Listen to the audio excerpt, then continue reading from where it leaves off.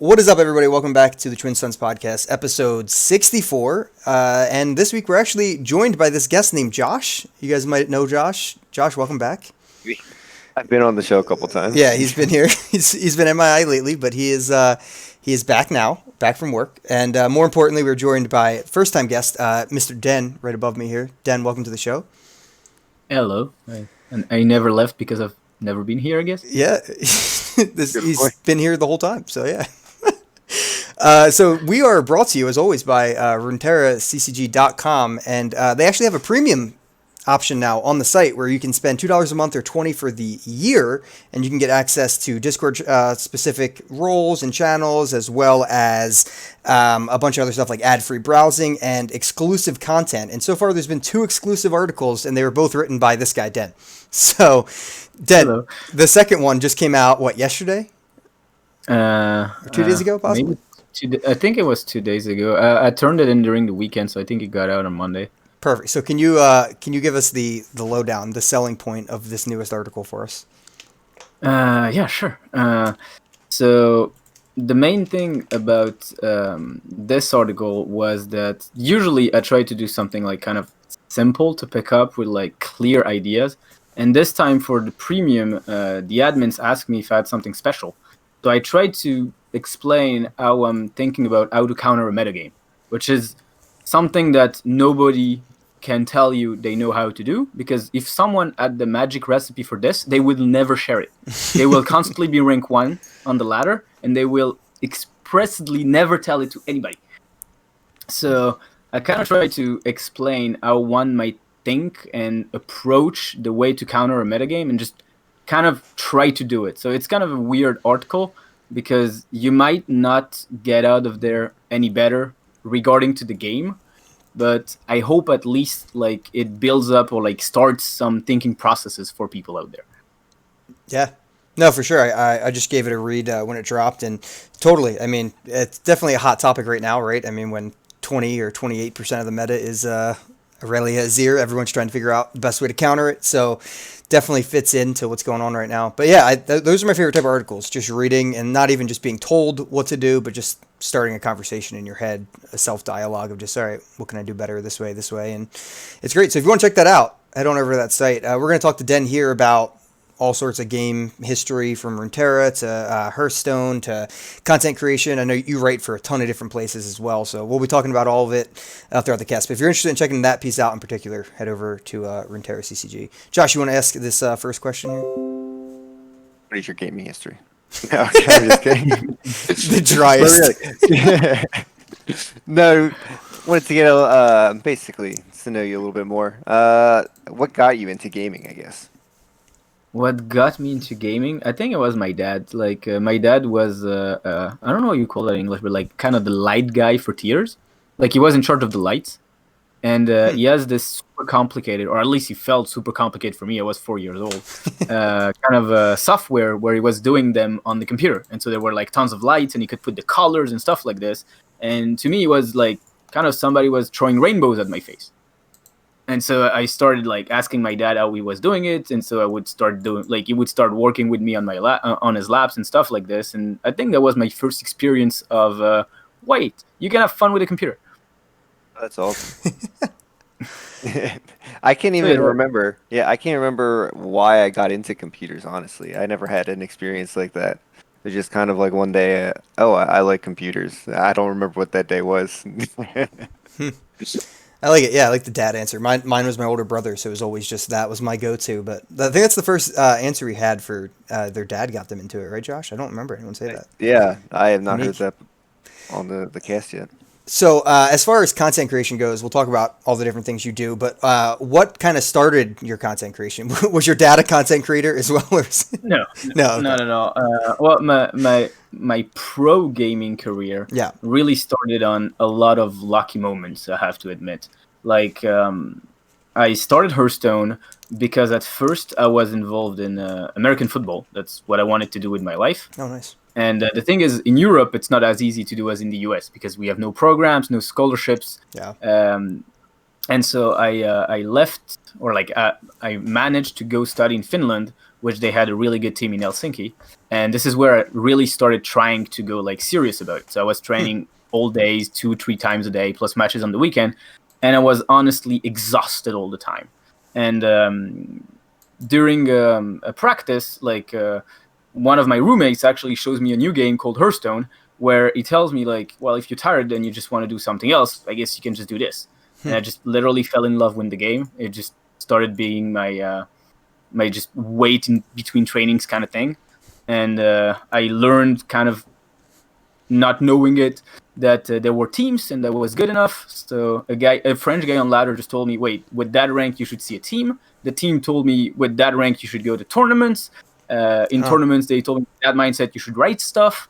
So I kind of just followed what people told me, like, you should do this. And I was really loving the environment and the mentality. So I just kind of said yes to literally everybody and ended up here. So yeah, that's kind of what happened. And then content creation, I kind of tried a lot. My real work is coaching. I truly love coaching. And this was something I was doing in football for the youth teams. And I keep doing it in Hearthstone and Runeterra. And this is actually my daytime job, if I could say. Like, I'm helping players get better and helping teams prepare for events. Nice. But yeah, that's kind of how it started. Like, I was doing something that needed me to cool off in between things, and Hearthstone was kind of my cool off, I would say. And then just everything went from there, where I just followed what people would tell me I should do, and I just enjoyed it every time, so I kept doing it.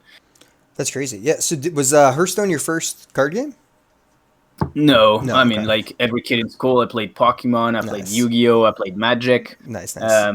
But I had no idea. Like, I had no idea at any point like you could go pro for it. Like, I would, Right. of course, with the big kids at like the big guys at the shop playing like kind of for real, and I could see that for them the game wasn't the same game as I was playing. But I Right. didn't know they were playing for money, or like actually cards at a value, and there was a market for it. All these kind of things. Like, I was just 13 or 14 years old. I was just begging his dad and mom to just let him go to the store and watch the big guys play. Yeah. Exactly. Extranji actually asked in chat too. You're still actively playing Hearthstone, right? I do. Like, I'm not actively competing into it because it's just way too much time, and Yeah. Hearthstone is really, really big. Like, for now, compared to Runeterra, I would say Hearthstone's like 4 or 5 times at least. Yeah, for sure. So there are tons of competitors, and so I'm active enough that I can call myself relevant, I would say. So, like, I would say I'm a top 500 player on the European server. But I'm doing this so I can keep helping people, and I can keep helping them prepare for high tournaments. So Right. I would say I'm playing to be able to tell myself, hey, you can help people, and so I can show some relevancy. But I'm Right. not actively entering tournaments. I'm not calling myself a competitor. I'm calling myself a coach. Nice. And I'm playing because of my coaching duties. Nice. Nice. Josh, you want to take the next one there? So I was going to say that's kind of perfectly said because, to actually coach it, you need to understand it. So, Yeah. yeah, that's pretty respectable. You want to be at your highest level to be able to teach people how to get to that highest level. But yeah, so I guess going from Hearthstone, we're going to go over to lore. How did you end up hearing about lore? Coaching. I had a former student from Hearthstone that told me I switched games. Have you ever heard of Runeterra? I played it during beta. Like, I made masters during the first month, which was November 2019. Yeah. So I had friends that told me, like, this game's incredible and everything. But at the time, I was still contracted with the big French team in Hearthstone. I was playing the game like 10 hours a day, helping like world-renowned players prepare and stuff like this. So wow. even if I liked it, I just didn't have time to invest myself into Runeterra. Right. And then the former student tells me, there's a new game. I fell in love with it. Can you help me go pro on it? And that was about, I would say, September 2020. And then I just started getting much involved into the game, like learning the metagame, learning all the intricacies. The EU Masters actually fell like 1 month later. So that was my first real taste of what the competitive Runeterra world is. I didn't enter, like I didn't even do the qualifiers. But that was the first experience of like what Runeterra can offer as a tournament, as an ecosystem Right. that I could see.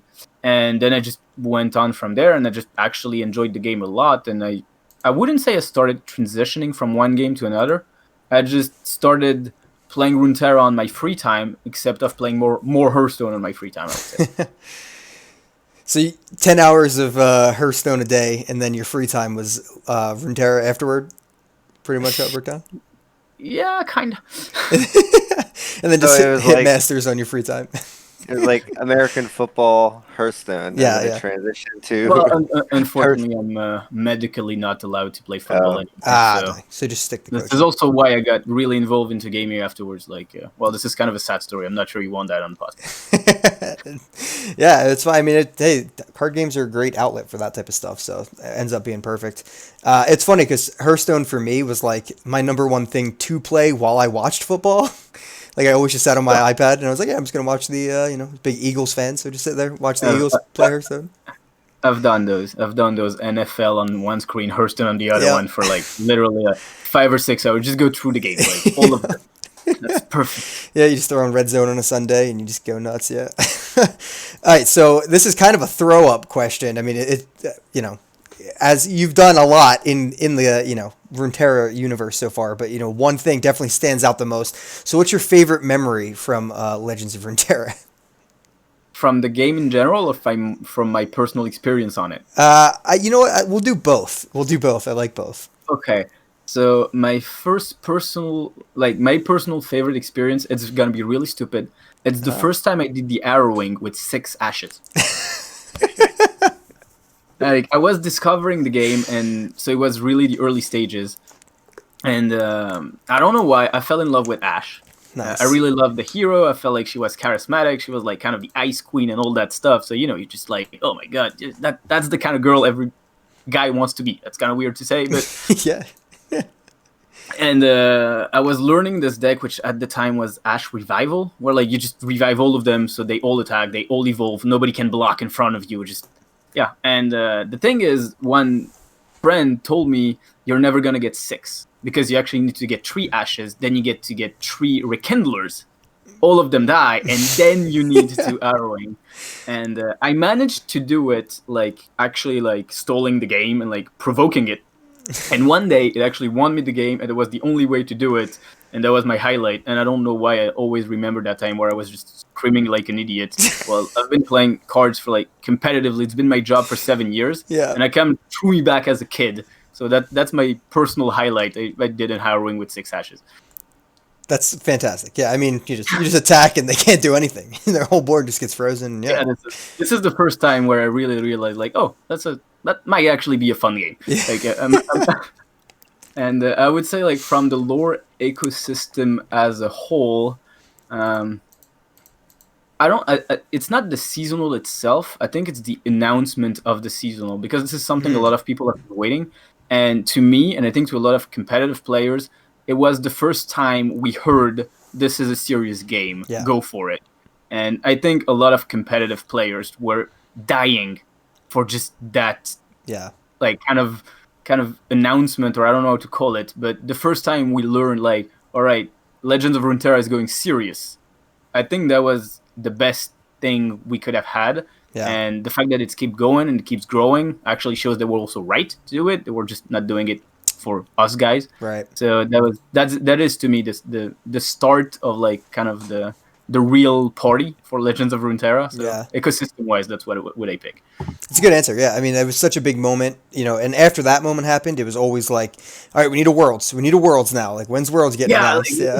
I felt like it was the first step of a Yeah. huge stairway afterwards. Yeah. Yeah, and then we covered a little bit of Worlds getting announced, just base prize pool and all that stuff. So it's like, that was it's a big prize pool for that one. And the seasonals are pretty decent for 6 times a month.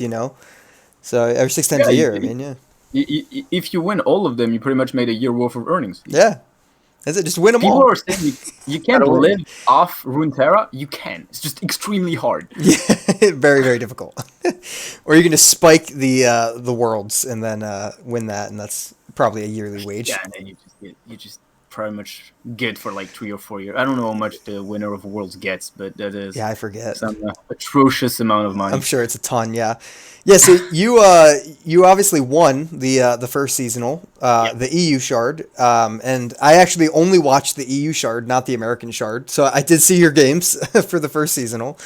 Yeah, because it was ending at like a good time. It was what was that? I think it was a Sunday, right? Didn't they do that? Yeah, They did a to me, Sunday, I finished around like Sunday, 7:38. right? So for you Yeah. guys, it would be middle of the afternoon, I Yeah, guess. so it's good timing, just finishing it right in the middle of the day. Exactly. Yeah. So we were watching it, and it was great. I mean, your reaction was priceless because yeah, I'm pretty sure you're in that room or whatever it was, but you're just like, "Is this happening?" Did it?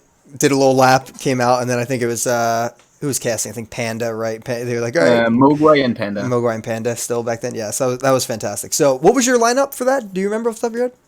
It was Esdraven, Fiora Shen, and Gohard. If your Shen could just go anywhere at that point. So yeah, that's fantastic. That was the go hard meta, huh? Yeah, it was the peak of Gohard meta. Edge Draven is the only one that has survived. Yeah, that Yeah, hasn't seen any nerfs, right? Yeah. Well, Captain Farron did get Oh, yeah, nerfed. technically one less decimate. I think That's another card got, but I'm not sure which one. there's probably another Was one the snuck in there somewhere. was the Ezreal change already in there? I assume it was. Well, 'Cause Ezreal got changed, but did he get nerfed? Yeah, yeah, you got like switched around. Yeah. Yeah, I mean once they reworked those discard cards, that deck actually was pretty legit. Now that Zaw Knight and Sunporker are like real cards. So yeah, that was obviously a huge moment. And then from there, you started writing for Runeterra CCG. I think we probably started writing around the same time for the site. I'm guessing because I think so. For me, it was around January. Like, January. I Okay. was I was looking for ways to get involved in the community. Yeah. And I talked about the fact that I was already writing for Hearthstone, and that was something I was really enjoying. Yeah. And just a French player, I think he was Elix, that messaged me, and he told me like you should definitely message that website. They're on. They might be looking for something, so I Yeah. just actually messaged like out of the blue, and they were super nice, super receptive, and they told me, okay, can you write something this week, and we just see where it goes from there. And never stopped and never missed a week since. That's awesome. Yeah, so for people looking, it's typically once a week about for you. Is that what it is? I would say it's a little bit more Okay. than once a week. Like the deal at the start was once a week, Gotcha. but now it's mostly like when I have an idea, I offer it to them. Mm-hmm. And now with the premium, they actually are taking more, like I would say. So I can actually go with much more ideas. And the thing is, I have a lot of topics that I covered in Hearthstone that I can kind of transfer to Runeterra. For sure. So I would say I'm kind of a little bit of a privileged here because I could take kind of previous articles or previous ideas that I had in Hearthstone and just adapt them. And Yeah. not that much work, even though the games are pretty different. So Yeah. Yeah. I mean, a couple hours. yeah, for sure. I mean, Josh, you can attest to this, but pretty much every week when we do our little sponsorship segment, I point out an article or two, and every time I'm like, yeah, go read people like Den or Gigas who actually know how to play the game. All my pieces are just like opinion pieces to piss people off on Reddit and stuff, just stuff like that to start a conversation. But all the real like articles with actual good information, that's right above me here. Oh yeah, I mean, usually on the website lately, like I think Agigas was doing a ton of deck guides. Yeah. So he was more of the meta guy, and I was more of the, I don't know, like educational, like evergreen Theory. topics. Yeah. Yeah, stuff like this. So I feel like we've been complementing each other really well, and Yeah. I mean, if the website's happy, it's everything for the best. Exactly. All right, so we're going to talk a little bit about just the general overall state of the game. Pretty much the hottest topic there is right now. It's every day on Twitter someone's saying like this metagame's great or this is the worst I've ever felt. I hate Runeterra. So first off, I guess Josh, I'll just ask you. We haven't actually gotten to talk to you in like 4 weeks, but you've been playing. I know you've been tweaking a bunch of different decks. How do you feel about this current metagame in general? I don't mind it actually. I do. So like, I don't think that Aurelia Azir or Azrelia is It's a really unbeatable, and I find it like a fun challenge to get matched up and be like, am I going to beat them this time? So like going into Twisted Fate Fizz, it was like, oh, well, I might lose, or I probably will lose, just because I felt like there wasn't as much counterplay. But for Azrelia, I feel like I could go in there and it's like a little like boss fight, and I'm like, how am I going to beat them this time? It's only going to be 4 turns too, so Yeah. I mean, I lose and I get out of there. I'm like, well, that was Azir Aurelia, or like, yes, I beat Azir Aurelia. This is great. But yeah, I've been having fun. Some of the new cards, I've been having a lot of fun with. I feel like, I mean, it's probably because I haven't been able to play that much, so I'm only in like gold right now. Uh, I feel like I've definitely run into Azir Aurelia the most Hmm. out of decks, but I feel like it's not enough to be like, oh, I'm tired of facing this deck. It's good. I mean, that's good to hear because most people are saying it's every game is this, and they're saying that. And something I can't attest to right now is people are saying that the TF Fizz mirror matches were a lot more entertaining than the Azir Aurelia. I haven't even played Azir Aurelia yet, so I haven't played literally one gauntlet game. I took it in as ban bait, and one game they didn't ban it, so I had to play it one game. But I haven't played a mirror, so I've heard the mirrors are pretty annoying, is what I've heard. I don't know if that's true. Dan, how do you feel about the meta in general, and have you played the mirror? Well, I do think the fact that we had the EUM's qualifiers made Europe way more skeptical about the meta That's than true. it truly is. But at the same time, having a peak competition period is also a good way to look at things, because imagine nothing changes until seasonal. If all three servers are going berserk, what happens then? Right. So I do think there's like a lot of how could you say it, like rough reactions. Yeah. But I also think that if we don't do anything over time, that's what everybody is gonna end up, because at some point there's gonna be a seasonal, or there's gonna be something on other servers as well. But for the deck itself, the problem with the mirror is that there's only one kind of interactive card, which is Homecoming. Yeah.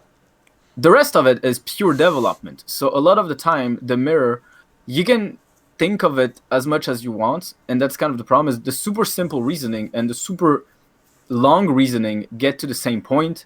Just play the best card for your development. And I guess that's Yeah. kind of what feels bad over time when you have to go like 50 games, 60 games a day, because you build always the same reasoning. And I don't think it's about the deck. I think why we love card games, or at least that's what I love in card games, is I love solving puzzles. I Right. love when you give me cards and I'm not sure what to do with them, and I gotta try them, and I gotta be like, okay, if I play this now, or if I play this after, or if I just change one card in my 40s. And I feel like the problem with Azirelia is that my reasonings are always going to the same conclusion: play the developing card right now, Right. and hope your opponent doesn't have a better one. And that's my problem with the deck, at least, is I feel like the deck doesn't challenge me enough when it comes to solving puzzles. That's a really good point, and definitely a really good point that the EU has. Obviously EU Masters. I think they finally announced the countries that made it today. I know they were pretty late on that. Unofficially. Unofficially. God, yeah, they're pretty late on that. But Well, it's starting this weekend. I did. So, I mean, they better get on it. Yeah, I mean, honestly, I like that take a lot. And in general, that definitely put a huge flex on the meta. I mean, people have to play, like you said, 50, 60 games a day if they're trying to be that top three in their country. Like, yeah, those people are playing an absolute buttload. And Americas really don't have anything to play for right now. The seasonal is coming up, but there's another patch coming up before the seasonal. So we got time. I mean, we're not really in a honestly, rush. somebody that's gold right now could be competing at seasonals, and I wouldn't be shocked. Right, exactly, yeah. Plenty of time, and if this really isn't their meta, they might just take the time off now and say, all right, well, next, if it does shake up with the next patch, we'll come back in, grind to Masters, and do that. So, yeah, that is interesting, yeah. So, your article in general laid out some problems. If you want to just give us like a quick highlight of, the premise of that, what are some of the main problems in your sense for the design going forward? Okay, well, first, my main problem, and the reason why I first wrote the tweet longer and then the article, was that the answer of Riot to people complaining was, we don't feel like things need to change. To me, that's a problem, because card games are based on changing all the time. Like, to me, card games are just developers throwing a ton of puzzles at you, and when players have solved them, you put a patch, you Right. nerf something, get new card, like just put out a new puzzle, whatever it is. And when a dev team tells me nothing's gonna change, what I understand is I'm not gonna get my new puzzles. And being a player, I really like my new puzzles personally. So that's where I felt like we needed some kind of like more detailed answer. And so this is where I started thinking about, okay, why do I have a problem with what they've given me now that I didn't have before? And I kind of started going and thinking like, why does this puzzle isn't as fun as the previous ones? And I realized that thinking about it and going back in time is because first I felt like this one was solved way quicker than other ones. Like I've had the chance of having access to the expansion like one day before because of content creation stuff with Riot. Every single content creator I've seen has said before Irelia was actually in the game, the deck is busted. Like, to me, that's already something. Like, everyone that got it to touch the game for, like, I think we had 7 hours total, could already tell you, hey, that's going to be a problem. So, what I tried to highlight in the article is what made us believe and what made us, like, understand so quickly that would be a problem, and why in the future, if it keeps being like this, like, they're going to have to make patches 2 times a week if they want to keep us interested. Right. And that's absolutely unrealistic. Like, they're gonna die if they have to do this that often. Like, people need to sleep sometime. Yes. And so I think found 2 problems when it came to the way the game was actually developed. The first one is Riot always said there's no power creeping in our game, which I think there actually is. It's not necessarily bad power creeping. I think people have power creeping and it's a bad thing linked together. No, like, it's normal. Like, we also as player want better things. It's like, we're evolving, we're playing the game. If they're gonna give us synergies that are worse from the previous ones, let's be honest, nobody's gonna play them. So it's part of the game. So the first thing that I was telling in my article was kind of showing that yes, like, Feast TF was better than Go Hard, and Trash Nasus was better than Feast TF, and Irelia Azir now is better than Trash Nasus. And the next deck's gonna be better than Irelia Azir. The problem is it's always the same pattern. Yeah. It's always, here's a mechanic that just does one thing better. And the one thing was always either drawing or generating numbers. Like, every deck you look was better than the previous one in one of these 2 categories. And I feel like there's many more categories that you can explore and haven't been explored yet, which is why I was kind of calling bad power creeping, because power creep should lead to diversity. It shouldn't lead to playing the same thing. So that was the first part of the article, kind of. And the second part was the problem I have with back row champions. Like, because Runeterra is, I feel, pushing for a lot of interactions because of that action by action instead of turn by turn. For sure. Because you have action, like, personally, I've never played a card game that allowed me so little rest in between every time I have to think. Like, for example, Hearthstone, I play my turn, and honestly, I can go outside the room, do something, come back, look at the history of what happened on the left, and I'm probably fine. Yeah. Try doing that on Runeterra. Try leaving the room for 30 seconds on Runeterra and see what you're going to feel when you come back. You're going to be like, holy shit, what happened? Okay, what did he do? How much time do I have? Like, this is a game that I think is a really good thing. Like, don't play it if you're epileptic, but I think for a card game, it put it that dynamic that's really interesting. Yeah. The problem is, this forces interaction. And in the game, with the emphasis they put on champions, and the way they want it to be the core pieces of almost literally every deck in the game right now. Right.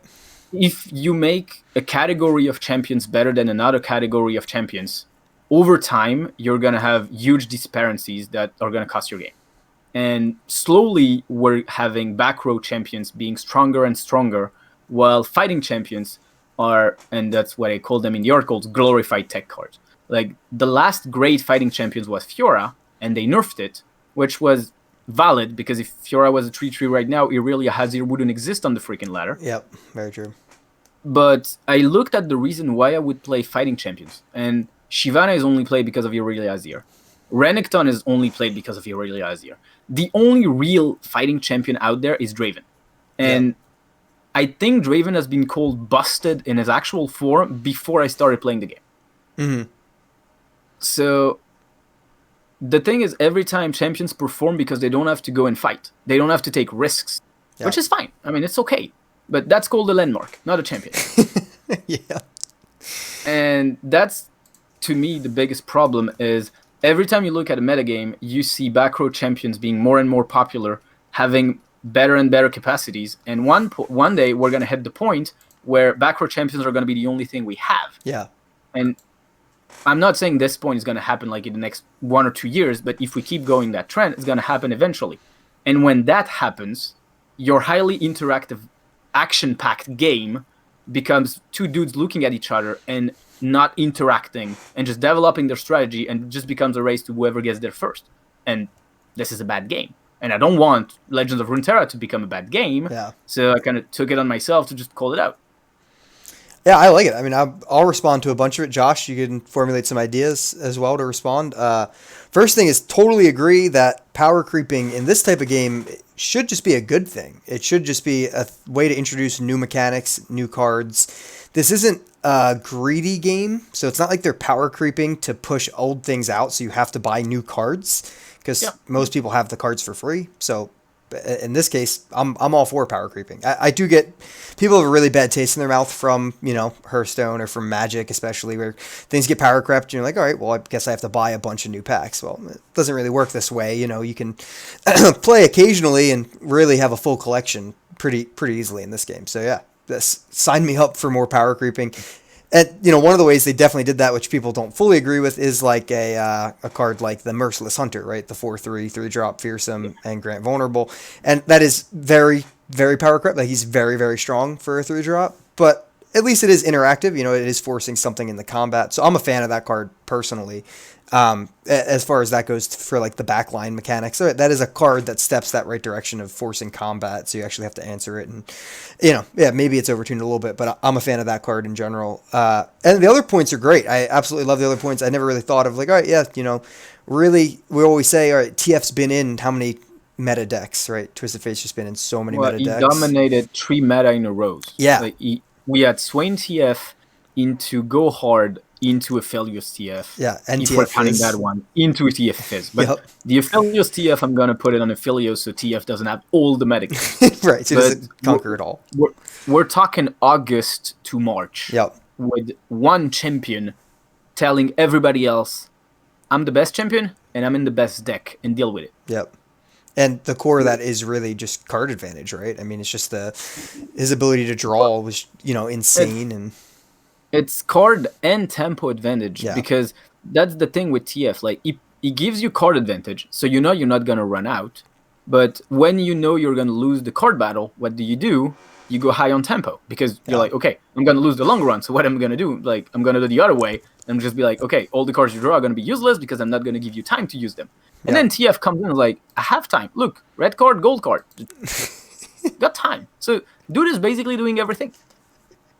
I hate TF He creates a problem and solves it at the same time. It's pretty cool. Yeah. What do you think, Josh? I was wondering, do you think the backline champions allow for the most skill expression? Oh, well, that's a tough one. I don't think there's something that is better skill-wise. I think back row champions allow developers to go wide, like to go crazier. Like, you can do much more things when it comes to capacities, when it comes to possibilities in general with the back row champion. Because a fighting champion, you have to respect some stats. You're never going to make a fighting champion that's like a 1/1 for 3. Like, nobody's going to play that. Put all the keywords you want. Make it tough, elusive, fearsome, make it everything. You'll die to Vile Feast. Yeah. Okay? Like, so I think the problem with fighting champions is they're more reductive in the way you have to build them. But I think skill-wise, it's harder to make a fighting champion work because you have more things to think about because of the risk when you send it to combat. Yeah. So I would say skill-wise, it's not really how you use them, because maximizing a synergy is hard depending on the synergy of the support it has. Yeah. But I think there's one more thing to fighting champions, which is you have to assess risks, which you don't really have with back row champions most of the time. Or at least if you're not sure, you can just sit. And that's an option you don't have with a fighting champion. Yeah, right. I mean, you can really just sit on a Nopify with your Azir in the back line, and, you're not really pressured to ever have to send them out, to ever have to do anything out of the blue. Yeah. And your champion still progresses. I think that's my problem is, like, you mentioned Azir, but like, let's say I don't attack with my Azir. I'm losing damage. Right. Okay. But my Azir is still progressing. He's still leveling up. So even though I'm losing damage, I'm still advancing something. Now if I'm doing the same with Renekton, I'm losing damage, but I'm also losing advancement on my Renekton. So I lost 2 things for doing the exact same action. Yeah. This is not fair. Yeah, it's interesting. Very interesting. Yeah, I mean, it definitely affects it when the backline champion already is a backline champion just because of Azir, as an example, as his ability is just he's attacking. I mean, he's when you attack with anything, you're getting a Sand Soldier, but he's also just fully progressing to his level up condition, which sets up crazy turns. It's, Aurelia does the same type of thing, right? She doesn't have to see any of the attacks happen. She's just naturally progressing, and yeah, she has quick attack, so you can normally send her out, but realistically, you just want the flawless duet. You don't really care about sending her out that much, so. That is tough. All right, so what is the fix, then? What do we want more of going forward? I actually thought about something during our conversation right now, and it's something that exists in the game in only one card, and I want more of this. Okay. It's what Swain does when he levels up, which is attack the back row. You want to fix back row champions? Give me ways to force them into combat. Yeah. Like, give me a card that says, like, we have a card that says deal damage to attacking units. Yeah. Deal damage to units that attacked. Give me cards that are saying deal damage to cards that didn't attack, or deal damage to the back row, Yeah. or give me something like. I don't even need to play the cards. I just want people to know they exist. Right. So when they assess risk, they have the same problem I have with a fighting champion. Like, when I have a fighting champion, I have to ask myself, okay, if I throw my guy into fire, what are the risks? Yep. I want the exact same thinking for the guy that doesn't throw his champion into fire. What is he risking? Because for now, he's not risking anything. Yep. So I want a risk, like, basically. Find a way, but put me a risk of not attacking. So that's a mechanic. Otherwise, if we're talking nerfs, just let's make 1-drops not being able to win a game on their own. That would be a great start. Yeah, seems fair. Makes sense. So, like, I was trying to think of, backline champions that, don't do much as of right now, and I guess that would be Lux, Heimerdinger. To a point, I guess you could even say Aphelios is pretty bad right now. Do you think they have a hard time of balancing or finding a balance between, how much should a backline champion be able to do and how much, like, when they're not doing their thing, they're completely useless? Do you think they have there's like a hard middle ground there? I think what you mentioned, it's cool because all the champions you mentioned have the same thing in common. They force the card you have to play. In order to activate them, you have to play certain cards. While for Azir, I don't have to play certain cards. I have to summon minions, but I can do that with spells. Like, to me, back row champions that are played are the ones that are least detrimental to my strategy. Like, Lux is asking me to use 6 mana worth of spell. Right. Heimerdinger is asking me to play spells specifically. Aphelios now is asking me to play 3 mana moon weapons. So they are back row, but they have a heavy condition on them. Azir is asking me, play the game, dude. Aurelia is at worst asking me, keep me alive. Yeah. Like, I think that's the thing with most of the popular back row champions right now is most of them, they just let you play. You can let them sit. Play your game like kind of they don't exist, and at some point they're gonna be like, "Hey, I'm flipped. Let's win this thing." Right. So they have their inherent level up condition or win condition, I should say, built into them, whereas the ones that aren't as successful or maybe have had just like a glimmer of light in the meta, they require a build around, like a very hard build around. Well, a build around and a play around. Yeah, both of those. So I guess if we were to try and get out of the back row meta, there is the thing where force something like a Swain or something like a more successful vulnerable or challenge to those. But is there also maybe add implications to their level up conditions so that it's not just like drawing cards, summoning units, anything like that? They can just level up by playing. Well, the thing is, if you make it too complicated, then you might lose some players, which is something they obviously don't want. Yeah. But I don't know. Something that I would really like is the game as rally, which is you get to attack more. Mm-hmm. I think it would be okay for a region. I don't know which one, like maybe Demacia or Noxus, to have a card that says your opponent attacks.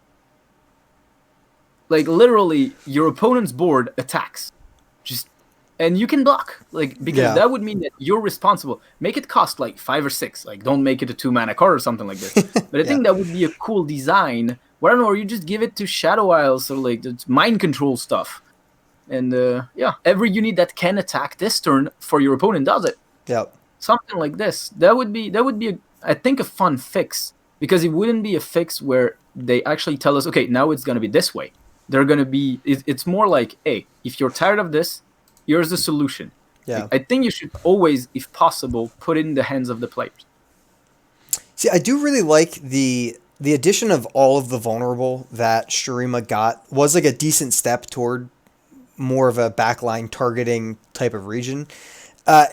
And it worked pretty well. Like TF Fizz was still absolutely obliterating Shurima, but Shurima was only one release in, so they didn't have a whole lot of cards. You know, like I would like to see that meta if like they actually got like Merciless Hunter then and a couple other cards like that were actually key to them. But it's interesting like that they have all this stuff and it should be good, but what's holding it back right now is just like the recall synergy with Aurelia and Azir. It's just like, all right, great. I have my Renekton or have my whatever. I'm spending my 1 mana to exhaust their Azir. I have to have 5 damage on board just to kill it by turn 3 or 4, because that's not always the case. And then I pull it in, it's like, retreat, recall, and you're just like, oh my god, what is happening right now? And it's funny, I mean, not that retreat is really a card that you need to nerf. I mean, leap and follow, potentially you nerf a card around that. Maybe Flawless Duet should cost 2 mana, whatever. We can save that for a minute. But I like the step of vulnerable that they took. It's just it's not turning out to be quite enough right now.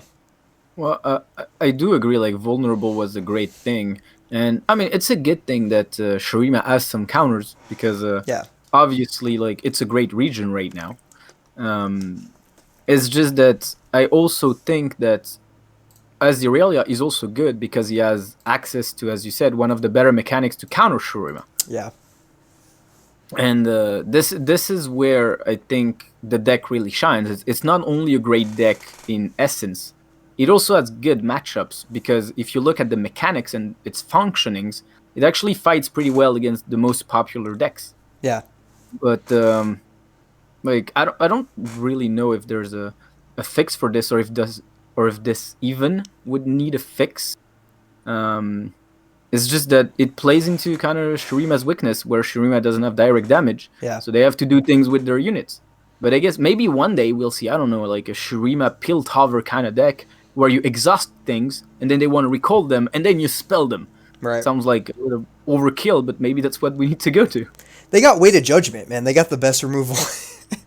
Yeah, but Weighted Judgment is low. And it can't even do anything to the to Azir. 2 damage, right? 2 damage to champions? Yeah, fantastic. Someone played it on me the other day, actually, and it did 7, and it like leveled their Swain, and I was pretty tilted, because I was like, wow, I forgot about that card. Yeah.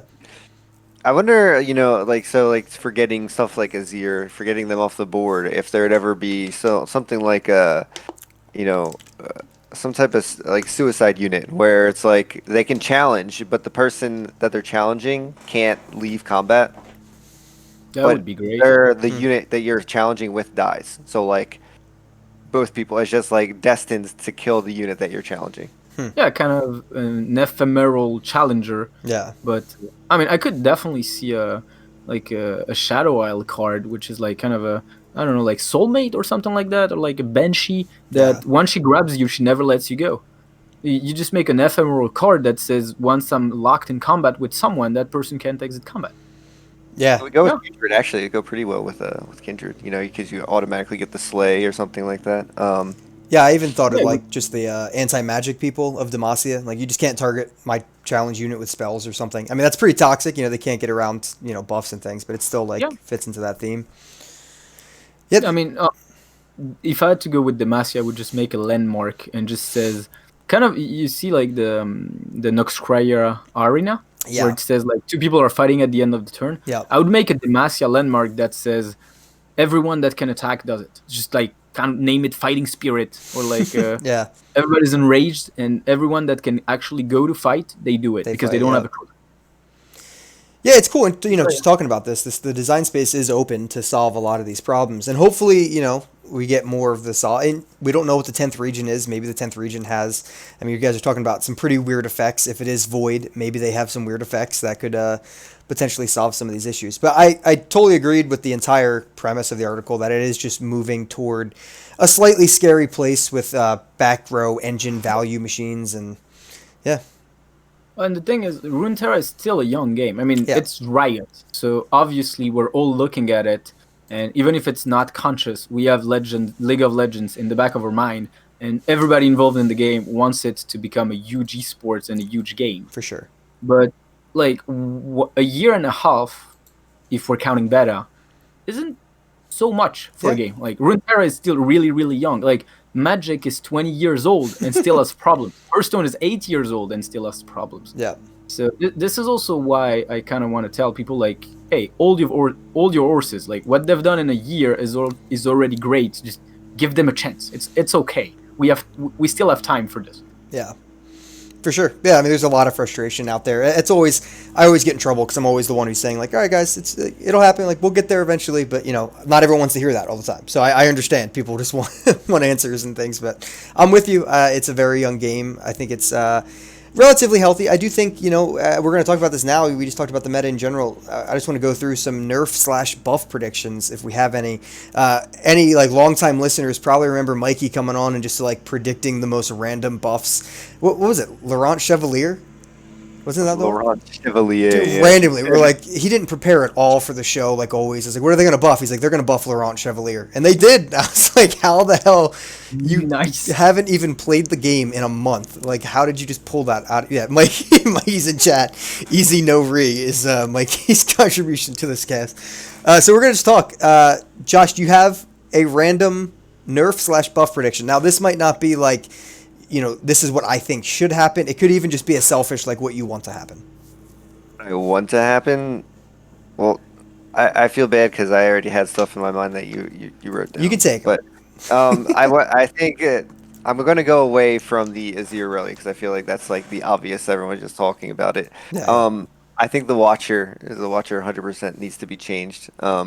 Whether it's copying what Maokai does, like in terms of obliterating the opponent's deck, or just making it way harder to get, and they can't just turn 8 and just win the game.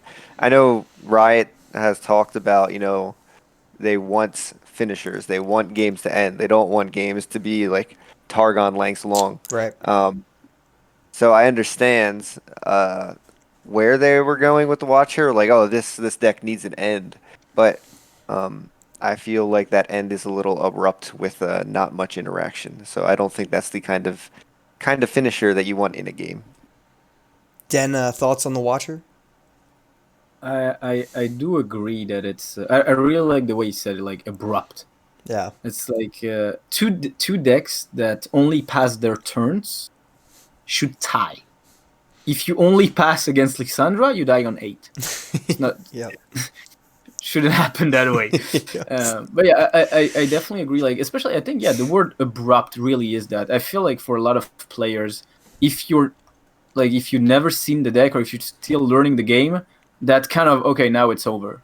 Yeah. It can feel like really crushing on a player. And actually, it gets worse when you know it's coming and like you see it coming from turn 6. Yeah. And you look at your hand and you can't do a thing about it. Yeah. Yeah, you have 2 or 3 turns left tops when you see it. Yeah. Kind of going like. Is the name of the show also in English like 24? Like 24 hours? Yeah. Like, Yep. That's kind of what you're going in there when you feel the Watcher's coming for you. Yep. You're just sitting there waiting. It's brutal. I'm a fan. I think if I could pick one, I think I would go with the. It leaves four cards in your deck, so you have a couple extra turns to at least feel like you can kind of fight. Like even if you can't stop its attack, which realistically it's not easy to stop its attack, especially with Matron when you get 2 of them. At least you can have a couple turns to try to cling back. I mean, they still get an 11-17 body on the board. That's the thing. It's like, has anyone used the 11-17 body? I've never seen it take damage. Do you know how great it feels to hit somebody in the face for 11? Yeah. Give me a chance to do it. Right? Its stats mean nothing, like at Yeah, all. that's the problem. I mean, like, it's bigger than Phil the Rush. Yeah. And I can't even hit people in the face with it. Yep. Yeah, I'm for that change. I'm gonna go for one. I'll go. I guess this would hit Azir Aurelia, I suppose, but it also just hits General Shrima. I think the Dune Keeper should be a 1/1, not a 2/1. Yeah. I think that. Yeah. I mean, that goes along with Den's.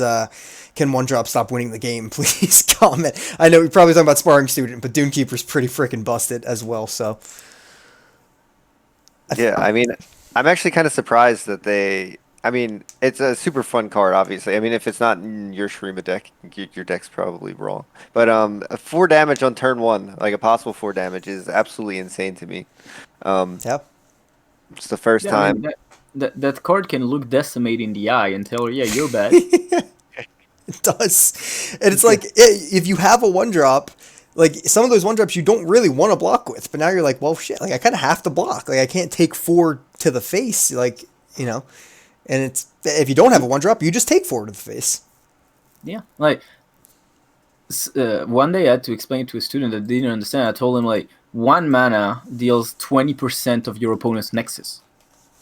Yeah. That means if every card had that efficiency, you would need 5 mana to win a game. Right. And suddenly you're like, oh yeah, that's pretty busted. It's not bad. Good. It's not bad. Den, do you have one off the top of your head? Well, you mentioned sparing students. I definitely think the card should stop gaining health or find a way to just stop making it an 8/8 on turn 3. That would be great. But what do I want? I'm gonna go with something super selfish because I feel like Nice. if you read the article or my tweet longer, you're gonna have my opinion on these things anyway. Oh, it's kind of weird, but I kind of feel like Emmerdinger needs a rework. Yeah. Like, the guy's the 1/3. I know he's old, and I know he's Yeah.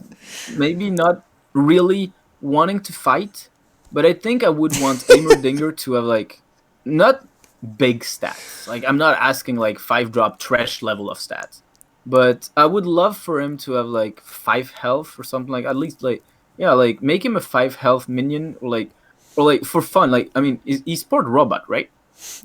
With his experiments, he's kind of a work, like, he has some robotic I have parts of zero him, right? idea. He definitely has a I don't ton of think robot so. stuff around him. I'm sure he Yeah, has. I Like, think insane Yordle. I don't think he's actually done any work to himself, though. no. Oh, okay.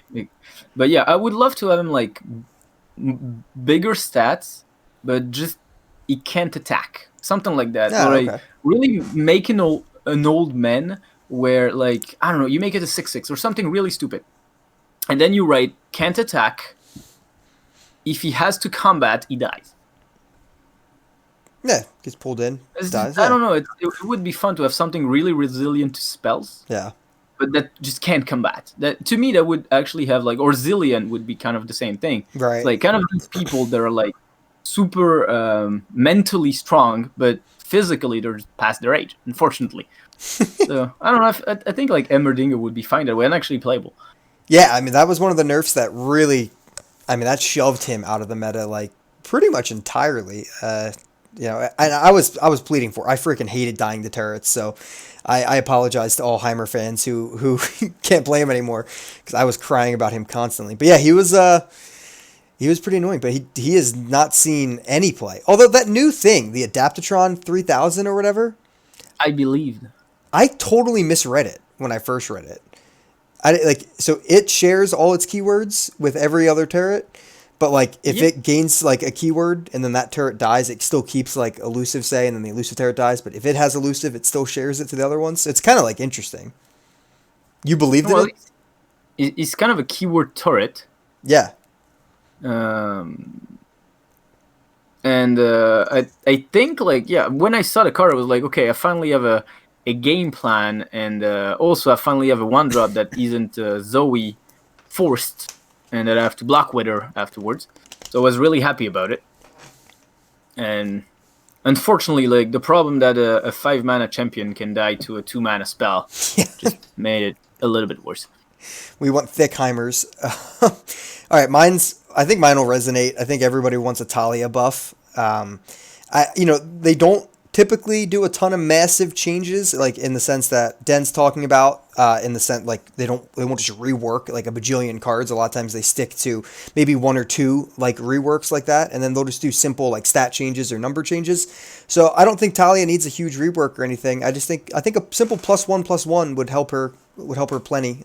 She's a 5-drop 2/4, right? I don't think a 3/5 is all that OP for what she does. I think that's a good start. Leveled up a lot. What's that? Sorry. Like she usually levels up a lot when you play her, if you manage to actually play her. Yeah, so she'd be a 4/6, I guess, coming in the board. Yeah. That's big. Yeah, it's like a standard 5-drop, I suppose, leveled up champion. I think it would help her. I'm not sure if it would be busted, but I think it would definitely help. I mean, she definitely needs some type of help. I don't know what that archetype could really get that changes it, but I think it needs.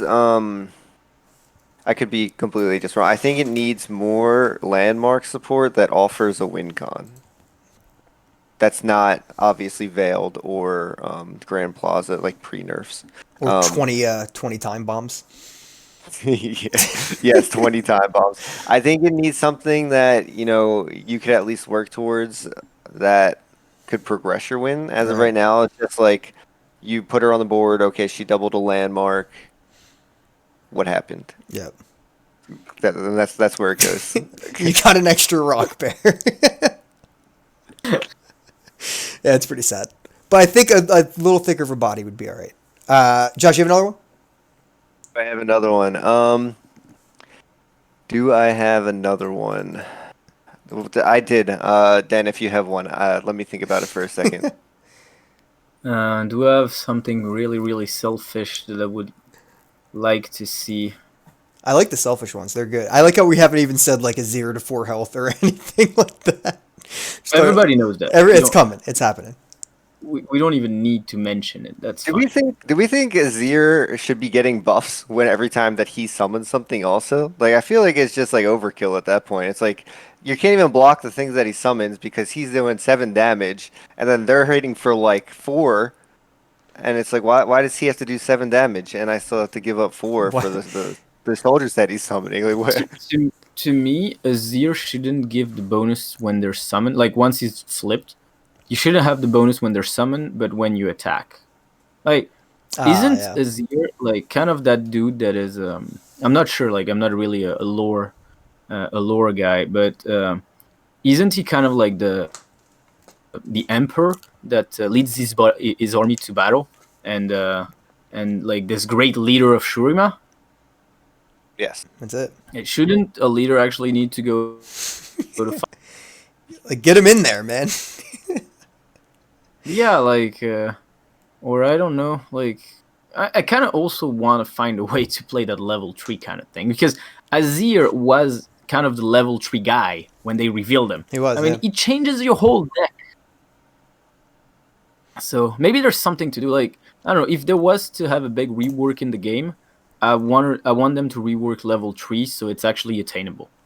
Yeah. Without having a hugely crappy deck. It's interesting because like when they came out with Aurelion Sol, he was kind of that same vibe, right? Like reach this top of the mountain, level up, do insane shit, right? Like just do absolutely crazy stuff.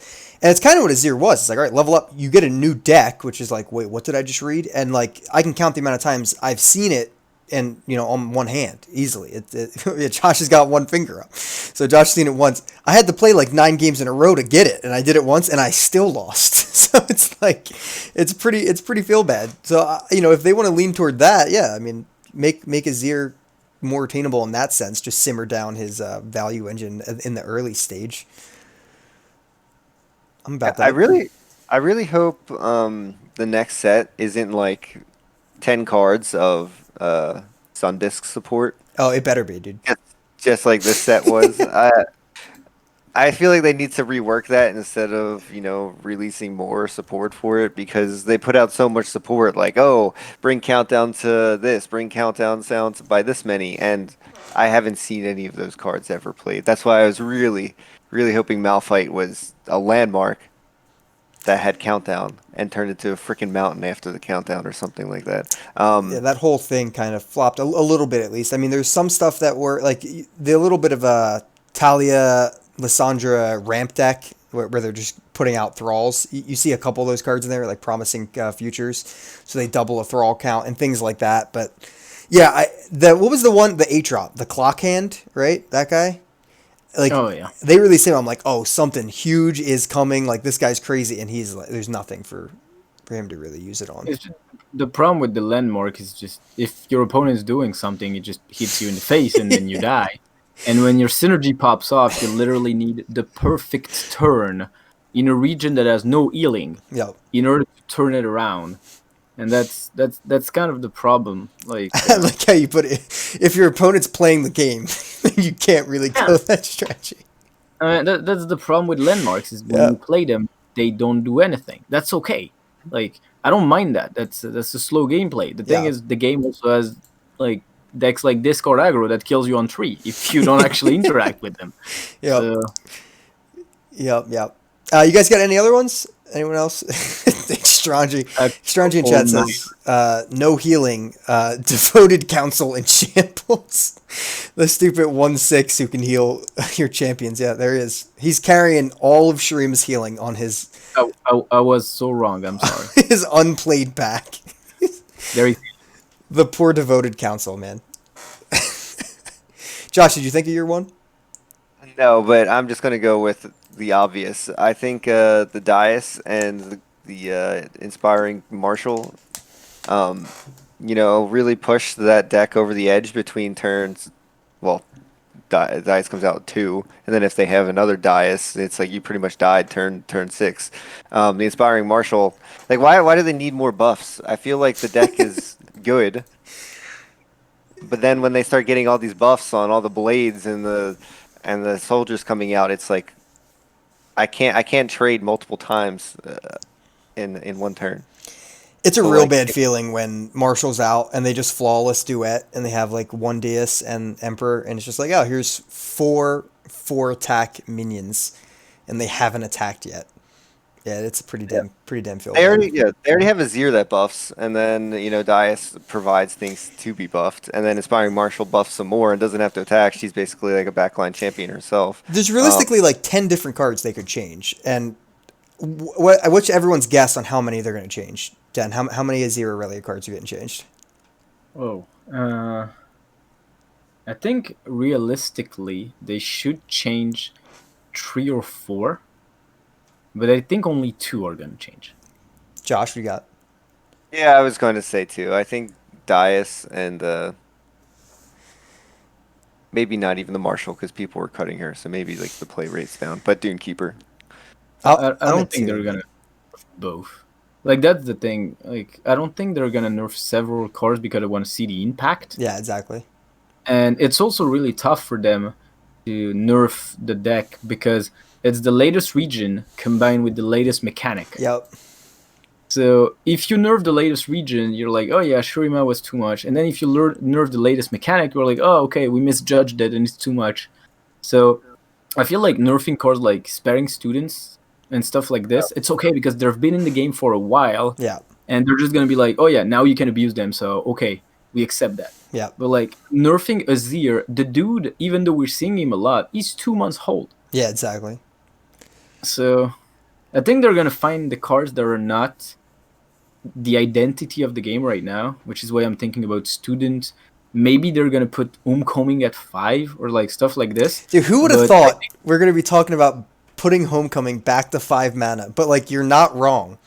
But who would have thought when that card got revealed that that's what we would talk about? I actually wouldn't want Homecoming to be touched. I actually don't mind that card. I find it to be oddly satisfying, that card. Card is good, I think. It's important to have that kind of things in the game. Yeah. It's so funny. Oh, man. It is funny. I mean, it's just talking about sparring student Homecoming. Like, it's just hilarious where we've gone from this. Yeah, I don't know. I think you guys convinced me. Yeah.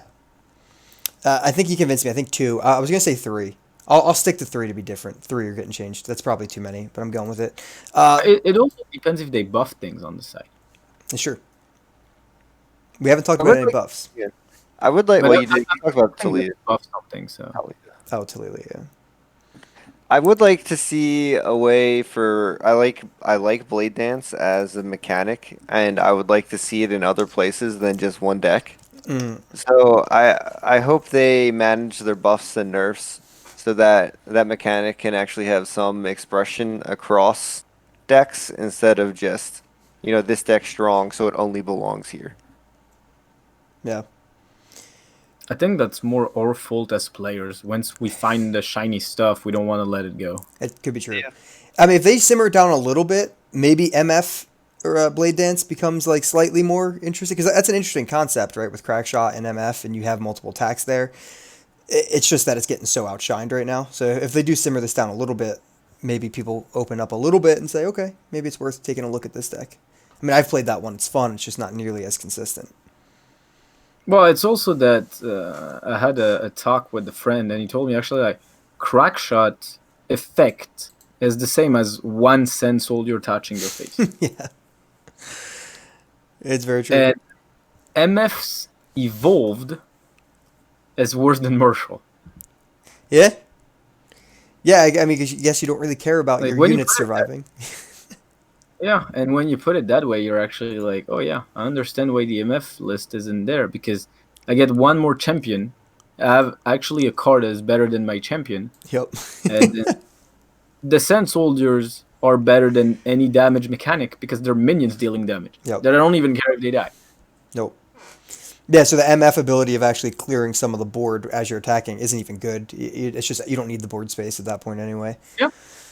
Yep. You don't I care if do you like get survive. Yeah, I do like thinking of the soldiers as interactive burn.